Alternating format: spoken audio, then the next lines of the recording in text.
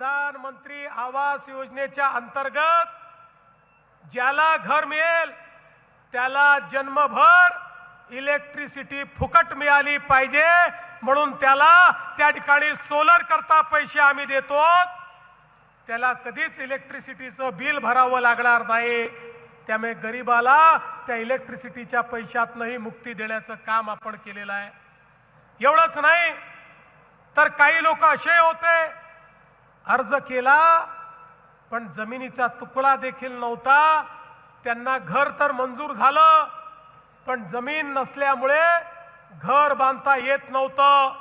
त्यांना जमीन घेण्याकरता 1 लाख रुपये आपण दिले, सरकारी जमिनी दिल्या, वेगवेगळ्या प्रकारचे आरक्षण रद्द करून त्या ठिकाणी त्यांना जमिनी दिल्या, त्यामुळे त्यांना जमीनही मिळाली आणि घरही मिळालं। बंधू भगिनींनो, एखाद्याच्या जीवनामध्ये स्वतःचं घर मिळणं यापेक्षा मोठी अधिकारिता काही नसते।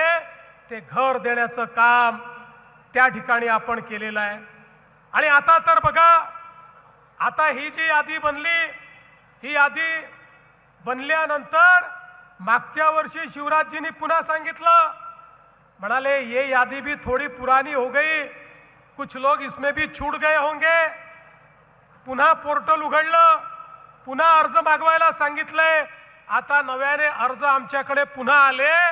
आता शिवराजजींना म्हटलं, मामा जी और आपके भांजों के हमारे पास अर्जी आई है, अब उन भांजों का क्या करें। मामा जी ने कहा जो नए भांजे और भांजियां आई है उनको भी मकान मिलेगा, त्यांनाही घर आम्ही देऊ, असं आत्ताच त्यांनी त्या ठिकाणी सांगितलं।